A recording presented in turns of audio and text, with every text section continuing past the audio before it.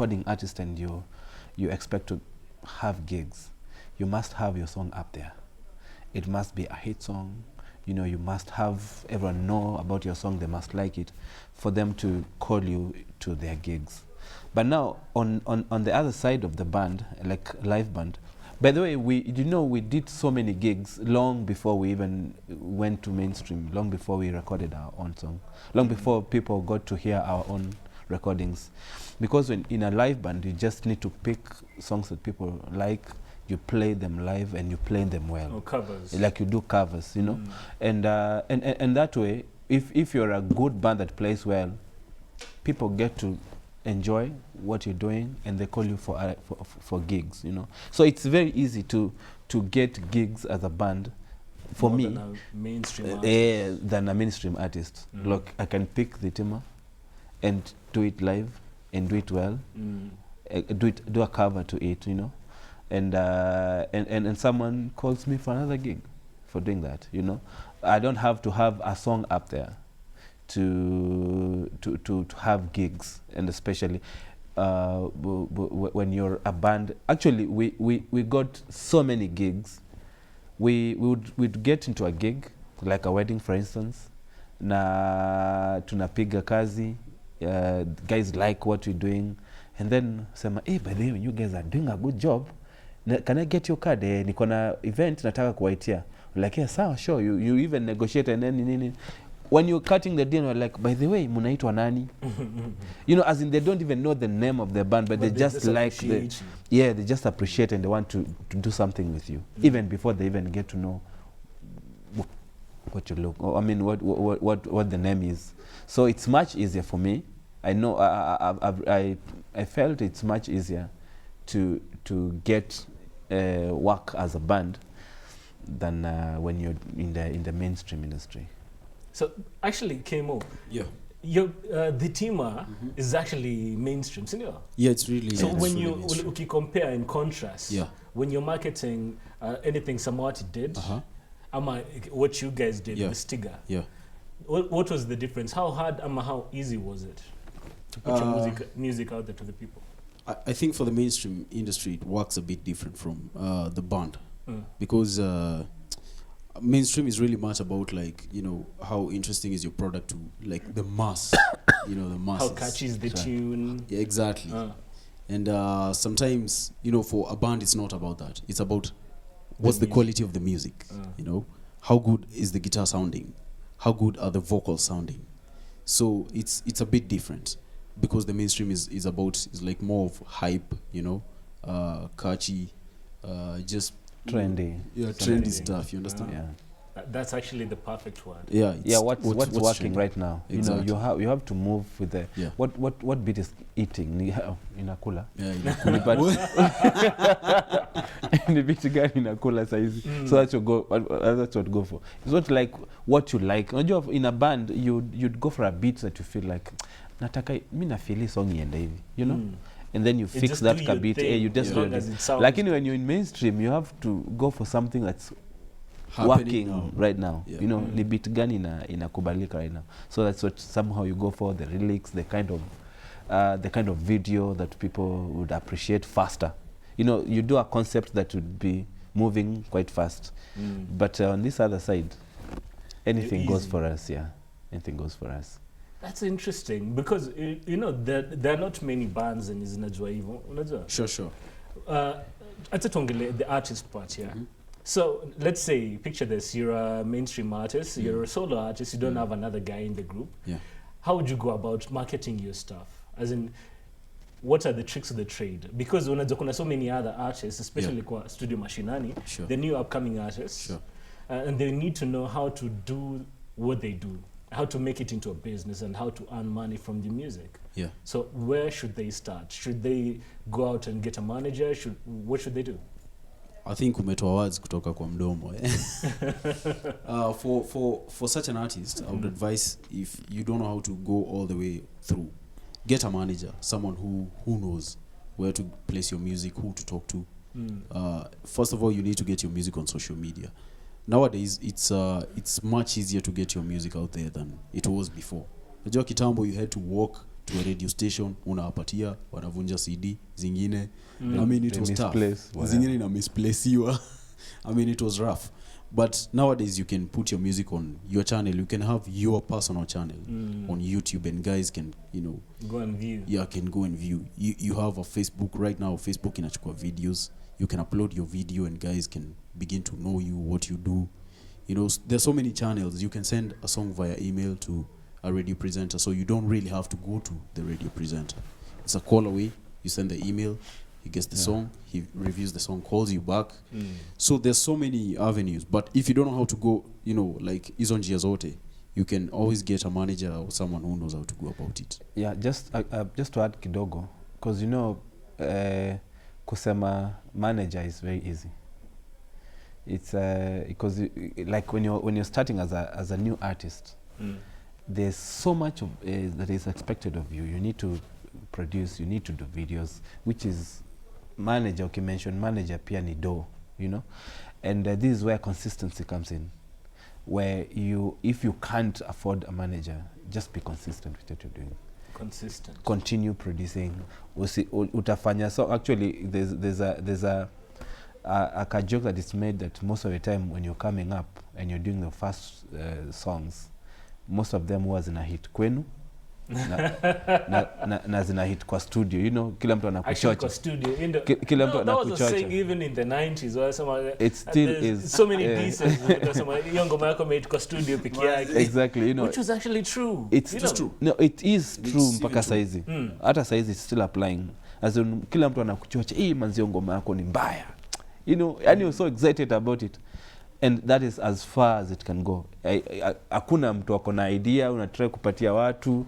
Wewe mwenyewe una feeling ngoma ambako unashindwa watu wananienjoyingi ama ni ukweli. You know, so but when you're consistent, if you can't afford to, you know, to get a manager to work with these guys, because of course they expect also to be they expect some money. Just go consistent. Toa ngoma, try to push it as much as you can. Isipo work, get out another, because I know so many, including us.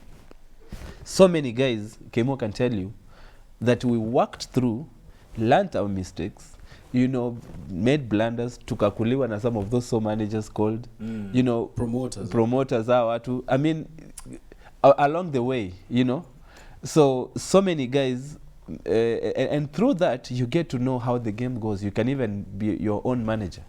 At the end of the day, actually, some of these guys who come out as promoters and managers are the ones who have wamefesi hii shida ya, you know, ya marketing and shenanigans ziko kwa music industry.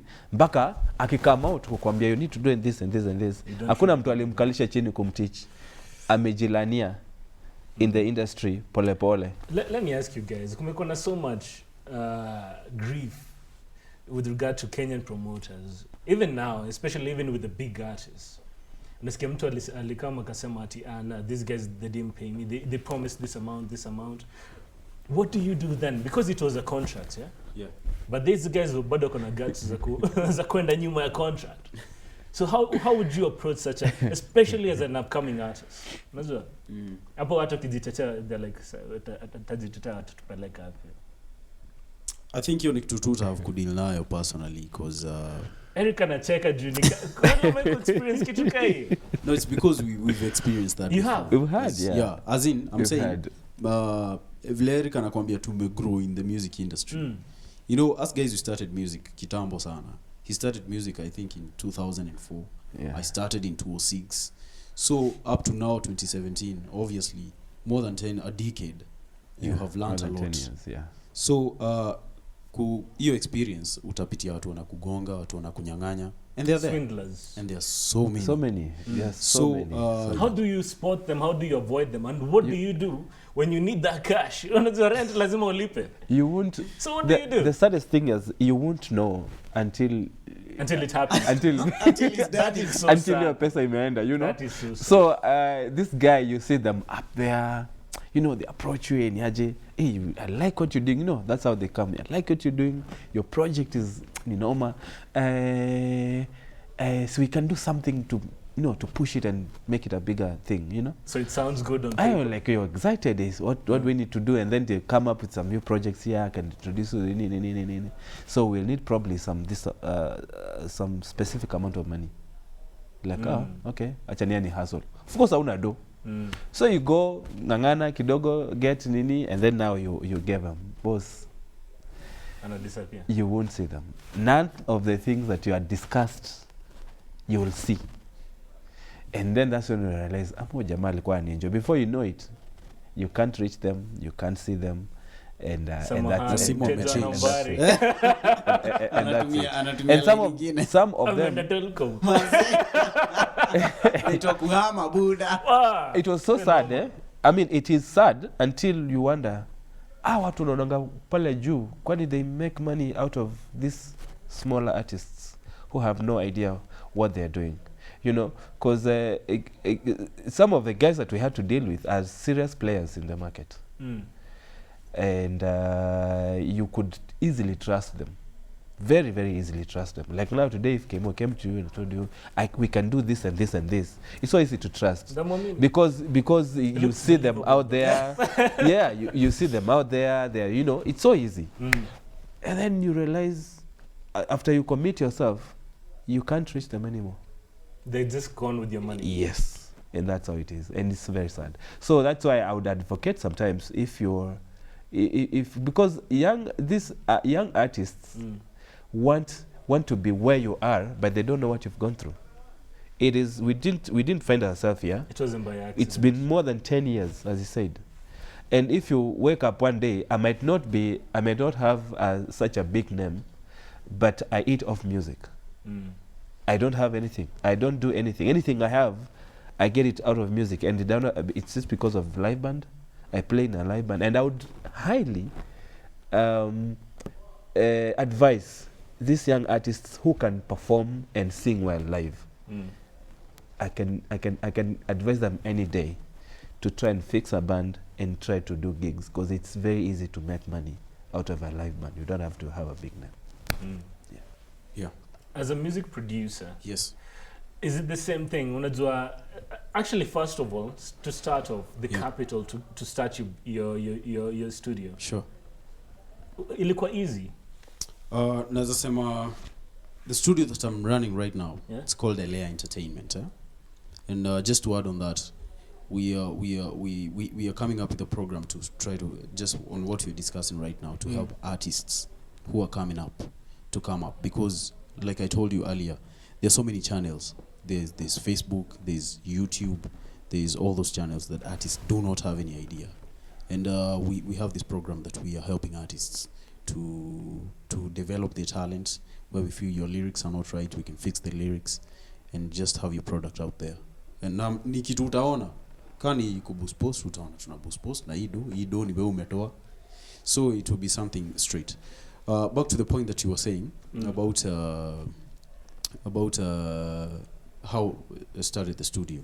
As I say, the foundation of the studio was the band, because the band is where we got the capital to start on what is right now Elea Entertainment. So bado ilizaliwa na mziki. So naweza sema, it's very important to have that foundation and just take it seriously. Kama ni art, as a music producer or as a musician, just take it a bit more seriously, focus on it kabisa, and you will see the fruits. You will definitely bear the fruits. Yeah. So now nataka kwanza we take a music break, we play one of your songs. Cool. Then we get back first of all to talking more about music production, how to get into it, and also how to market, because it's also a part of music as a career, and it's also a business, Sure.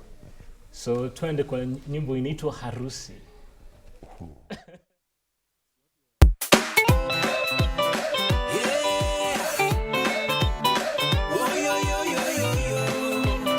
SAMAWATI BAND. Tusherehekee harusi, tusherehekee harusi, tusherehekee harusi. Leo ni siku kuu. Tusherehekee harusi, tusherehekee harusi.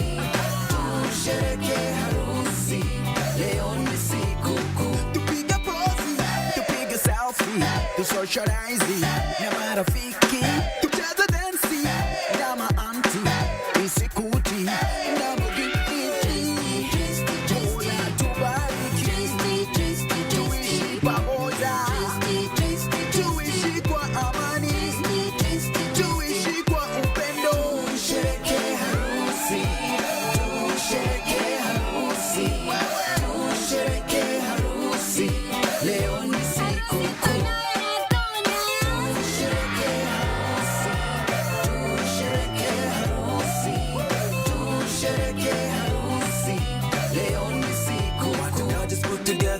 Nomad put asunder, niliva commit November, nilijua nimekafunga. Ninashukuru Mola kwa kunipa malkia, nitakutunza vyema ili tujenge familia. Nimeapa kuwa nitakupenda pia, nitakulinda hadi kifo kitutenganishe. Leta mkono dada, lete nikuvalishe, sasa tufunge ndoa pamoja tukatike. Tunywe soda, tule wali, tukate keki, picha tupigwe na wazazi, wapi shangwe na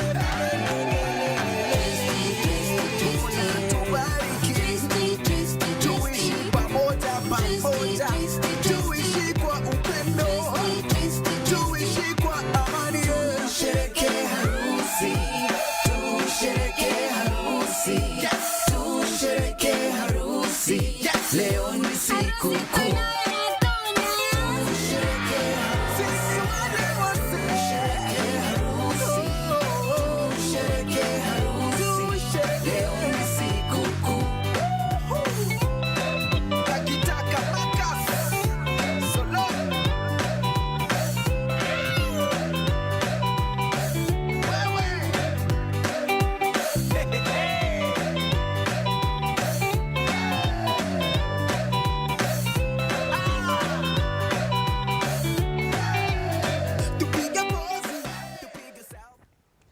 Hizo ni mangoma za twist. Ma twist Zinaenda tu kidogo. mosmos.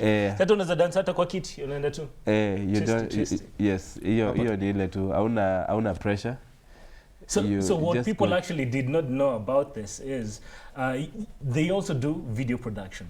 Exactly. And you're the ones who did that video. And the audio pia. And the audio. Yes. So it's a complete outfit. It's a complete production house, where we, like I told you, we want to groom other artists. And now we're getting seriously into marketing, because Exactly. most artists just go to the studio. They are very talented, But they cannot push their stuff. Yes, and they just sit there with their products. So we've set up a team that can do marketing, getting out artists, advising and marketing at the same time. You know, you can come get. There's a saying that goes, you can't be a father until you are a son. You know, like you have to be nurtured somehow. You get somewhere, be under, and I would advise hata hao artist wengine wako nje. Look for someone that you look up to, someone that you can talk to. You outer biz one or two things zenye anaweza kuambia that inaweza kusaidia. And if you can't, also you can come to us, you come to the studio. There is a team that can help you. Hata kama umeproduce elsewhere, you have your products and you don't know what to do with it. It's so easy to be supported here. Yes, because those are things utakuwa unaona hakuna ati and then again unajua the other problem we had that most of these guys especially tulikuwa na approach walikuwa briefcase, you know, walikuwa briefcase promoters. You just meet someone in a restaurant, you sit and they give you all these rosy ideas, and then after you give them the money, you can't go back to the restaurant to see them. But why? Actually, you know, this is the part I don't get. You know, like in other places. Okay, let's give an example of the United States. Yeah. Sure. When an artist is given a contract, the artist is given the money. You know. Yeah. So why is why are we obliged to give out the money before anything comes in? Because it's like you're the investment, you're the product, you as the person, as the singer, with the talent ama with the voice. Yeah. We want to package you, we want to do everything for you, we want to market you. So here's some cash. I think industry yetu ni vile bado haijafika hiyo Bado haijafika hapo. haijafika hapo. Bado. Although kuna studios ina sign, azinu kusainiwa, unajua ile nimekusign.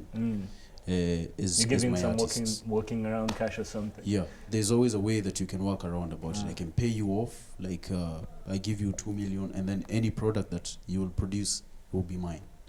So kuna hiyo pia, but I feel industry ya Kenya bado jafika hiyo point. It's not yet mature. Yeah, we are still growing towards, you know, being signed like that. Yeah, and then again, of course, wewe ukikuwa ni when the artist na uko na song, that's a product you have, and you're looking for a way to market it out there. So you don't see this guy coming to you as huyu mtu mwenye atakuja kukupatia do. You're concentrating on how you will market this product to bring money to you. So bado as he said, hatujafika hiyo level ya kupewa do ya kusurviving as you're pushing your product. Tuliaga kwanza. Wewe uko na product and you're so much eager to see it going out there. So in whichever way actually I'm a promoter. They come to us as marketers. They don't come to us as ati wako this big and they want to kukusign. Wao wanakujanga kama watu wana marketer watakutafutia shows, exactly, not maybe gigs and shows, and actually mostly media. Yeah, these guys watakwambia I'll make your song have airplay. Kujia kama marketer, promoter, hizo vitu zote, anything. You're so confused, you don't even know what they are going to do actually. I get why it would sound appealing. Because you're frustrated, you have a good product, you don't know what to do, and you want your song to have airplay. You know, and that is the biggest challenge we have. So when they come to you, they comment nitakupelekea song fulani, itachezwa wapi, you're like, hey, I want this, you know. So you're just confused, you don't even know. So because the confusion we have here, they take advantage of it. I want us to divert kidogo from the marketing part. I want us to talk about the branding part now as an artist. As an individual artist, as a group, as a band, how can someone brand themselves like a recognizable brand? I think one of the first and foremost important step is to have your social media right. The social media. Social media is very key right now. You need to have a Facebook page. You need to have an Instagram page account. You need to have a Twitter account. At least those 3 accounts. You need to have the branding. Make sure you have followers.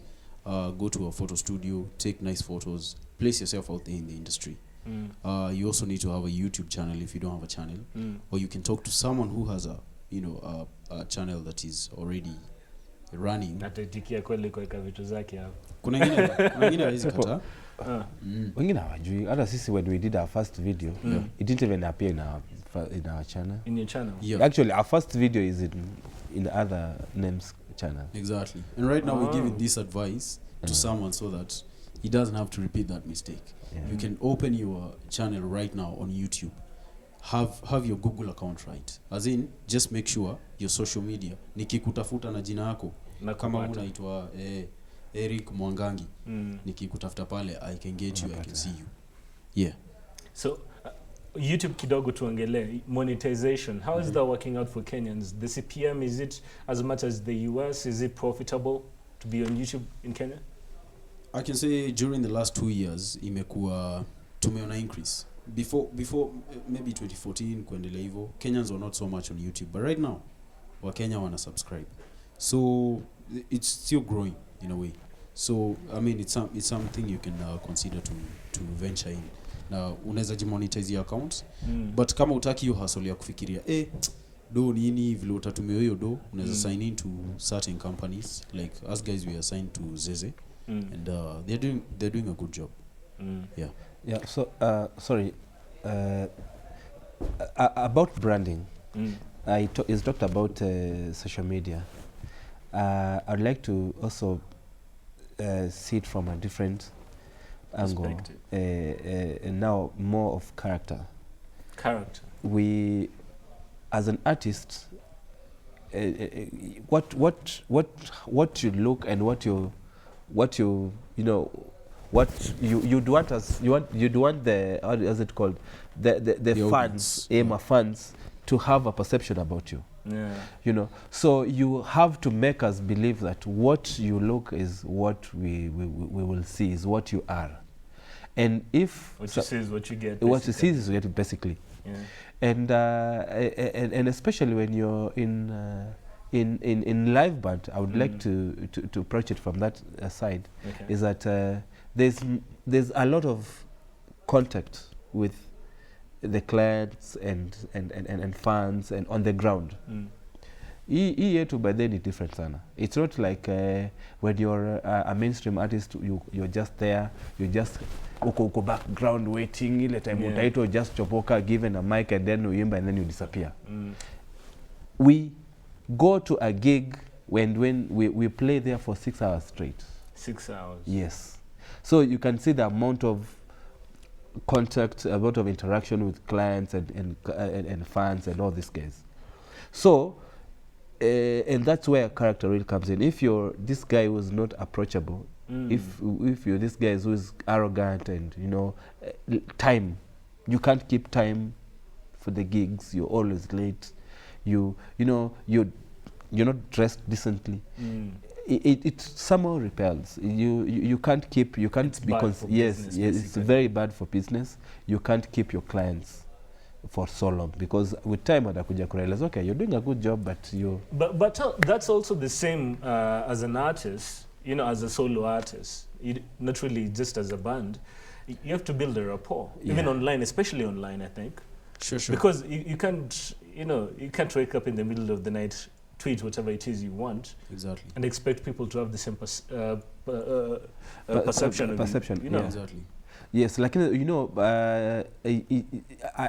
wanted to approach it from a live band experience because I tend to think when you're a solo or a recording artist, it is a little different. Why? Because they say any publicity is good publicity.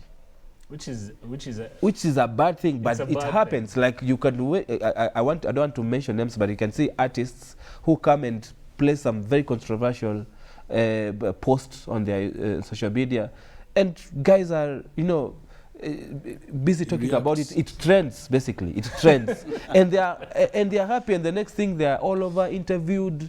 I mean, it is not the same when you are in this hour. Jaribu kufanya hivyo kwa band. Ukijaribu kufanya hivyo kwa Let me band, ask you guys first of it all. won't apply. It won't apply. Let me ask you the last question, just on branding and marketing. Unajua, you guys are doing a diverse style. How do you come up with it? What inspires that? I think by the fact that we are musically talented or gifted is something that obviously we thank God for, and we give him all the glory. We are able to come, I can write songs from this genre, I can write songs to this genre, So it's basically just God-given talent. It's God-given talent, and we are many minds, and the way that we operate as a team. Hata kama ni song ya maybe came on Stiga and he happens to be in the studio, he can contribute an idea. Or we are writing, a Samawati Band song, and Stiga is there, he can contribute an idea. In fact, one of the songs in it, Okombolewa, it's Stiga who wrote my third verse. Awesome. So we work as a gifted or a talented team that, tunaleta vichwa zetu pamoja na talent zetu pamoja to make it happen. So guys, I just want to say thank you for coming and educating us on how to go about music as a career. Sure. Thank you. And we appreciate you, and we love your music. Samawati Band, came on Stiga. Sure. We love you guys. Thanks, next time, please come with the wig. And I wanted to try it on, Bana. Nikuja na Kimo Stiga. Can you tell guys where to get us on social media? Of course. I don't know. By the way, you can find us on social media. Facebook is Samawati Band. Twitter is @BandSamawati. Instagram @Band Samawati. Where else?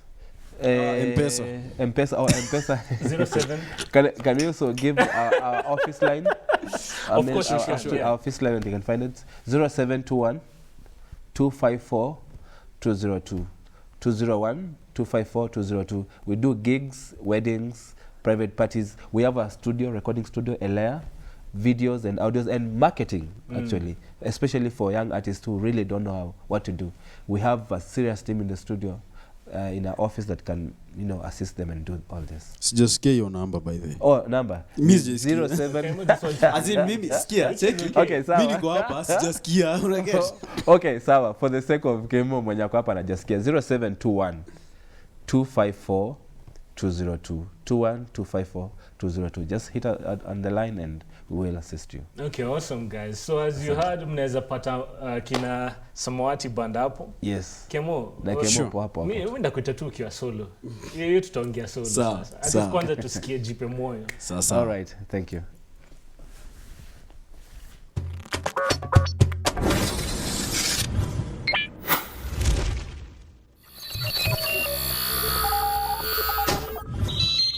Y254. Imagine.